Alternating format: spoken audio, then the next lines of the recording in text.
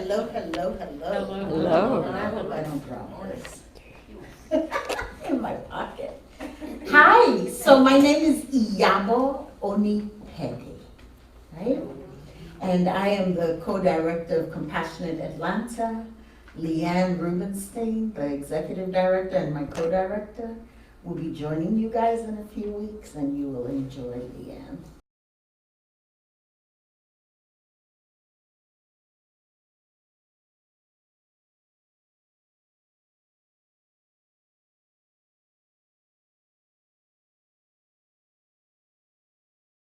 The drummer, musician, thank you.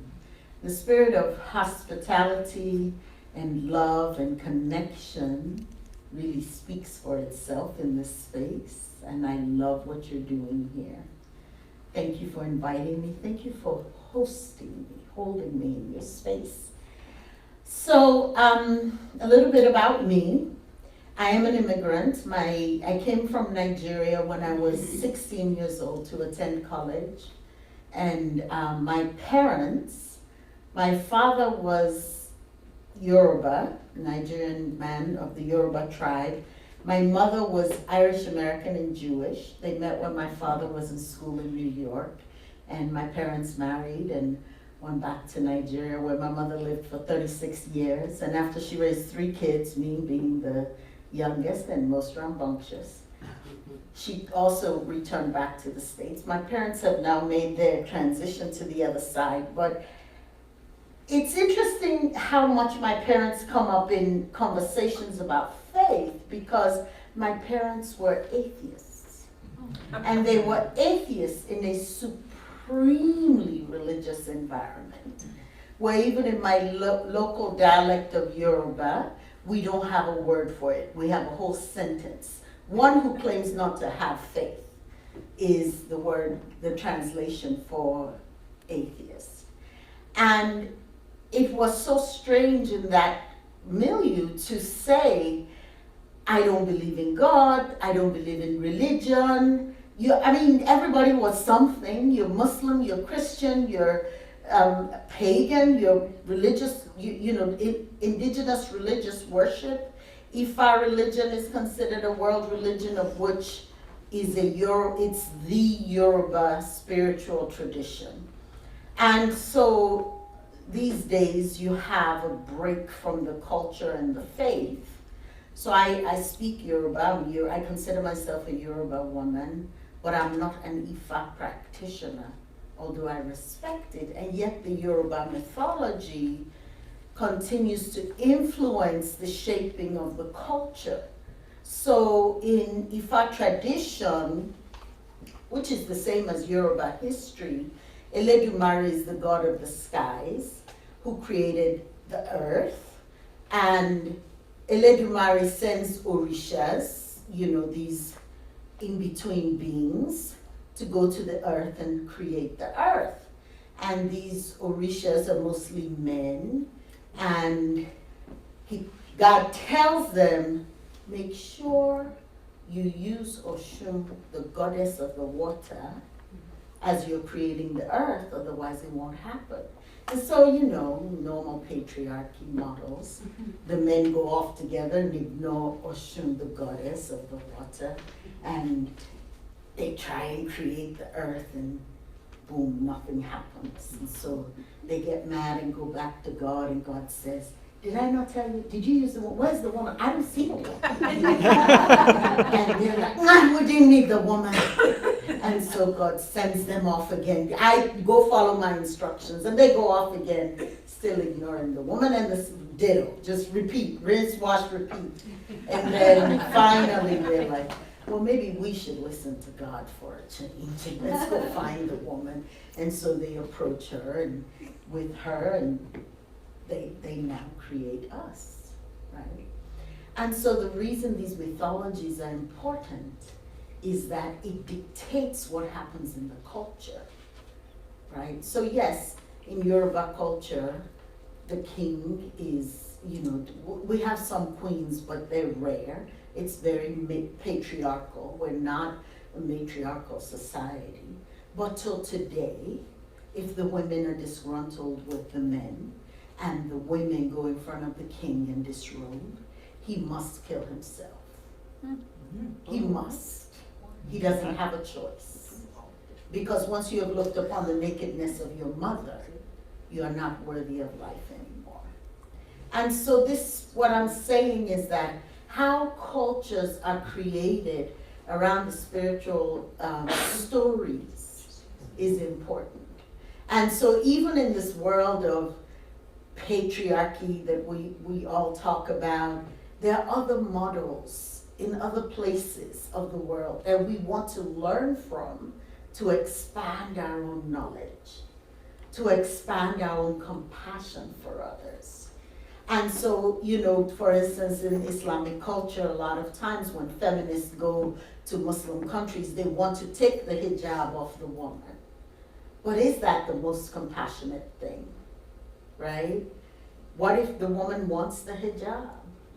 And so compassion is what allows you to enter into the world of another. And I feel that my Compassionate Atlanta was such a natural opening for me. I forgot to start my clock here. Compassionate Atlanta was such a natural opening for me because of all the diversity that I have in my personal background and how I've just spent my whole lifetime navigating different worlds. When I was a little girl, I came to the planet screaming Jesus. I loved me Jesus. I loved everything I ever heard about Jesus. And my grandfather, my paternal grandfather, was a Methodist preacher, and he would sit me on his lap. I was the youngest grandchild, something I take deep pride in, I don't know why. And he would sit me on his lap and tell me, don't listen to your parents, they've read too many books. Jesus is real. And I'd be like, yes, Grandpa, yes. And so on Sundays, we didn't go to church like the rest of the culture. We would go swimming. We'd come home, and I'd wait. We only had television from like 5 in the evening, 6 in the evening, till 11 p.m. at night. So I'd wait in front of the TV, waiting for the religious preachers to come on. And I would move the living room table out of the way, and every single Sunday I'd get saved, right? Every single Sunday I'd walk to the TV and put my hand on the TV, and I was saved every single Sunday.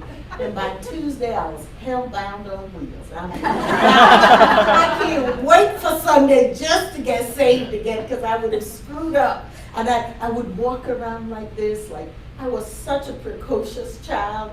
I thought being saved meant being behaved and sitting with your back straight up and obeying everything my mother said, even if I didn't like it. And by Tuesday, the real me had to come out. And so when I came to America, I came to go to church.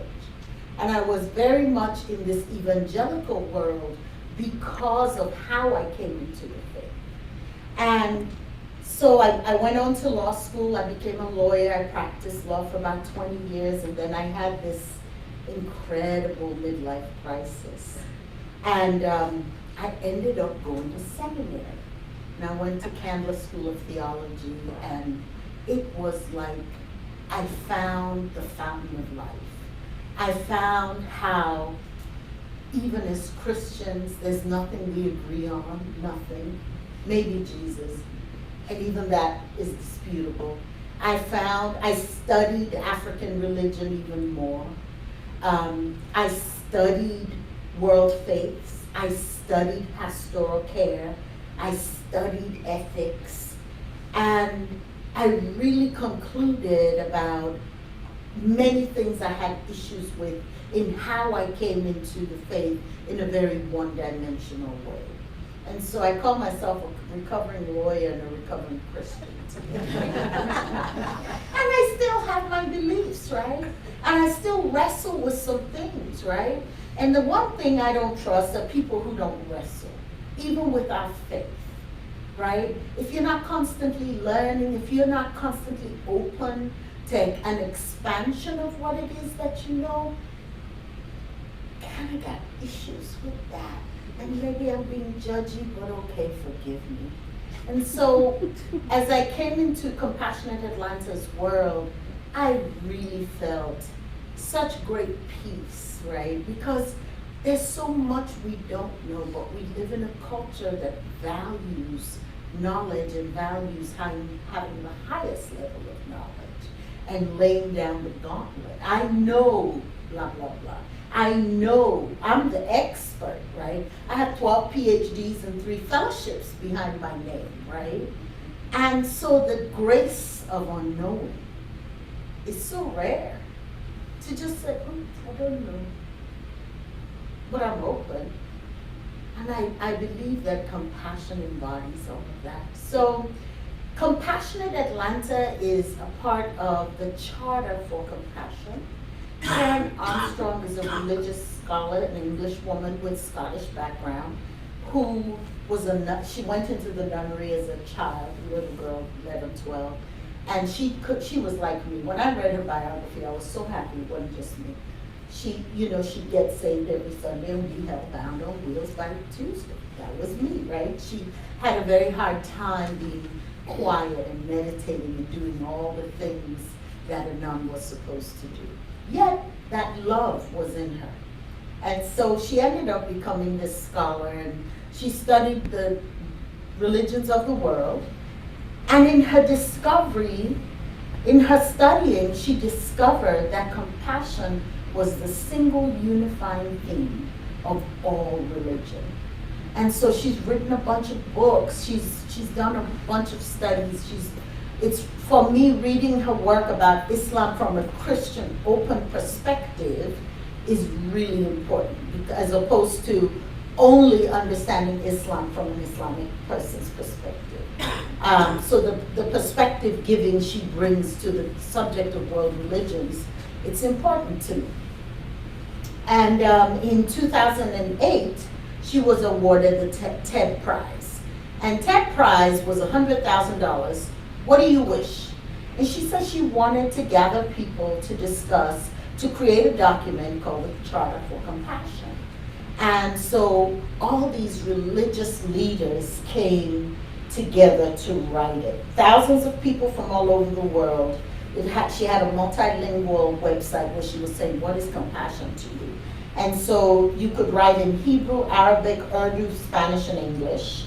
And the comments were presented to this Council of Conscience, a group of thinkers and religious scholars, which also included secular leaders from 6 faith traditions: Judaism, Christianity, Islam, Hindu, Buddhism, and Confucianism. Her big thing was monotheistic faiths, right? She wanted to focus on that because when you do get into all types of faith, it gets complicated. Her studies were about monotheistic faith. And this is just what she wanted. Anybody else can do whatever else. So they crafted a final document, and it has been signed by the Dalai Lama, Desmond Tutu, Pope Benedict XVI, Deepak Chopra, Muhammad Ali, all kinds of religious scholars. And among those folks are also this One World Spiritual Center who signed the charter. So I want to tell you what the charter says. The charter says, the principle of compassion lies at the heart of all religious, ethical, and spiritual traditions, calling us to treat all others as we wish to be treated ourselves. Compassion impels us to work tirelessly to alleviate the suffering of our fellow creatures, to dethrone ourselves from the center of our world, and to put another there. To honor the inviolable sanctity of every single human being, treating everybody without exception with absolute justice, equity, and respect. It is also necessary in both public and private life to refrain consistently and empathically from inflicting pain, to act or speak violently out of spite, chauvinism, or self-interest, to impoverish, exploit, or deny basic rights to anybody, and to incite hatred by denigrating others, even our enemies, is a denial of our common humanity. We acknowledge that we have failed to live compassionately and that some of us have even increased the sum of human misery in the name of religion. And I thought that was a very important line. We therefore call upon all men and women to restore compassion to the center of morality and religion, to return to the ancient principle that any interpretation of scripture that breeds violence, hatred, or disdain is illegitimate, to ensure that youth are given accurate and respectful information about other traditions, religions, and cultures, to encourage a positive appreciation of cultural and religious diversity, and to cultivate an informed empathy with the suffering of all human beings, even those regarded as enemies. We urgently need to make compassion a clear, luminous, and dynamic force in our polarized world, rooted in a principled determination to transcend selfishness. Compassion can break down political, dogmatic, ideological, and religious boundaries. Born of our deep interdependence, compassion is essential to human relationships and to a fulfilled humanity. It is the path to enlightenment and indispensable to the creation of a just economy and a peaceful global community. And so this charter has been signed by about 137 local partners in Atlanta. And Compassionate Atlanta goes around doing three main things. I mean, we do a ton of things, but we can use three words. We educate, we follow this compassionate integrity training process that came out of Life University. And we go to schools with kids and teach them how to make compassion flowers and compassion rocks. And we just revel in this pool of compassion, just enjoying with the kids. And we do the CIT training also, like we just finished a round with chaplains from some of our major hospitals. We are engaged in collaborating. When our partners put on events, we just show up, support them, tell our network, highlight who's doing compassionate what in the city. And then our third is civic engagement. And I love everything about Compassionate Atlanta, but in civic engagement this year we have a couple of really fun projects. One is we're working with the NAACP in DeKalb County to bring the Equal Justice Initiative monument. Are you familiar with the Equal Justice Initiative? So there's this awesome dude, his name is Brian Stevenson. He's a death row attorney in Montgomery, Alabama, or at least that's how he started. And then he created this museum called the Equal Justice Initiative. And in the museum, it's a museum about lynching of Black people in America. And so you walk into this museum and there are these monuments that rise up as you walk through the museum. And it's done to give you that image of a body hanging from a tree. And separate from walking through it with all these monuments and names and locations of people, there's a duplicate monument to the side that costs a ton of money for your government to come get it and go hang it up. So we're working with the NAACP in DeKalb County to put the monument in front of the DeKalb County Library, courthouse, where we also have some Confederate monuments, and both are part of our history. And so we're working hard with the NAACP to make that happen. DeKalb County does not have a homeless shelter. And this past winter, we worked with 2 churches to have warming shelters. We could house 65 people per night at these 2 churches for nights that went below that 35 degrees. And so we served as fiscal agent for that. We got folks volunteering and folks involved. So that's what we do under the umbrella of civic engagement. And so you can see we do a bunch of different things. Compassion looks different, right? And so I want to quickly zoom through what Karen Armstrong says are 12 steps of compassion, right? Because we want to learn it.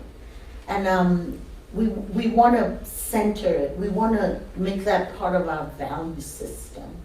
You know, that we're expanding our understanding of compassion. The more we expand it, the more we can understand it and the more we can apply it.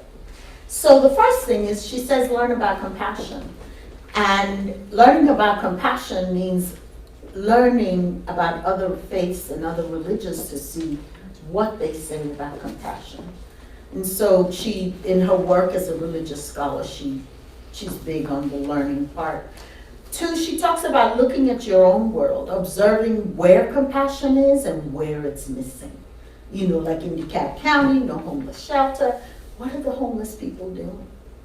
People who are experiencing homelessness, what do they do on a night that it goes below 35 degrees? How does our homeless population live? Where? You know, they go into Starbucks during the day, they go into the public library. And in this country, you know, growing up in Nigeria, you couldn't avoid the visible poverty. Even in the fanciest neighborhoods, there are beggars and poor people all around you. One of the most amazing things to me about America is how sanitized America is. You could, like, and you saw this during the Olympics in Atlanta, you can pack up all the people experiencing homelessness and ship them somewhere else, so let's not see them. We do that. That's part of the American culture. How we look is very important. But in that how we look, what are we missing? What's the cost of that to growing compassion on the inside? There's a cost. Compassion for yourself is the 3rd step. If you don't have compassion for your own ickiness, your own hellbound on wheels by Tuesday, if you're not compassionate about that within you, how can you hold compassion for the other? And I know me, I'm not very compassionate towards myself. Like, I've had to say, stop. You would never say this to a stranger or your best friend, but you use harsh language on yourself. Why am I late? How can I be late again? You should know better. That's not self-compassion. I would never tell you you were late. So this, learning it within yourself gives you a capacity to hold it for others. Empathy, the difference between empathy and sympathy. I saw a little clip lately from Brene Brown. She says, sympathy is someone fell in the ditch, you look down there, hey, you doing okay? All righty then. You know, let me know if you need something. Oh, you want a glass of water? Okay, here you go. Okay, have a good day. That's sympathy. Empathy is, oh no, okay, hold on, I'm coming. Go get a ladder, go down in the hole, sit with the person in silence. I know how you feel. I've been there a minute. Let me know if you need me. You're not crazy. Empathy witnesses suffering. Just being a witness, being a mirror, right? And we don't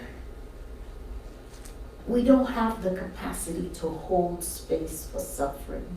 I love in the Jewish tradition, sit and shiver when someone dies. Just holding that space for suffering. Illness, holding space that you're not broken, even though you may have gotten a diagnosis. And holding that with you until the doctor says, you're discharged, right? Holding space for suffering. That's empathy. Mindfulness is what helps us detach from our ego brain. That's step number 5. Mindfulness. Did I really say that, think that? Gosh, that's always my reaction. How do I observe myself? How am I generating that self-awareness, right? We're not our thoughts, the same way we're not our bodies. And so it pays us to engage in mindfulness practices. Action, little acts of kindness. One of the, with compassion, in finding different expressions of compassion, one of the biggest things that we are really big on with the Charter for Compassion is actually taking compassionate action, right? We don't do that. Oh, I feel your pain. What do you do? You know, compassionate action beyond the empathy is part of compassion. For instance, the compassionate integrity model we do out of Life University, it's based on Buddhist principles, and they never quite get to action, but we always teach action as part of it. Next, how little we know. How little we know. You must interrogate your belief system. You must. How do I know what I know? What informed me about this? Am I making a decision based on one interpretation of information or one source of information? And it's tied also to how should we speak to one another? That's the next step. Karen Armstrong talks about the difference between debating and using the Socratic method. And the Socratic method just keeps asking questions, interrogating. Well, how did you know? How did you know that? What were the experiences that surrounded what you were doing that brought you to that conclusion? As opposed to, no, you're wrong, I'm right. So much of our culture is based on, I'm right, I'm the knowledge-based expert, and you are here to learn from me. No, I bet you in this room, you all could teach me so much more about compassion as it shows up in your life, more than I even know. Okay, thank you. And so, next is concern for everybody. Again, interdependence, right? When we think of this wonderful cup of coffee I had this morning from a coffee ground out of Kenya, if I begin to think about how that cup of coffee got in my hands, along with the mug and the water that I used to make it, and even the coffee grinds and where the coffee grinds are going, since I don't, not recycle, compost, where that's going afterwards, right? When you stop and think about how interconnected our lives are just over one cup of coffee, right? And then 10 is knowledge, news from a variety of sources, gaining knowledge from a variety of sources. 11 is recognition, seeing yourself in the eyes of the other, right? That ebb and flow and recognition. And the last is loving your enemies.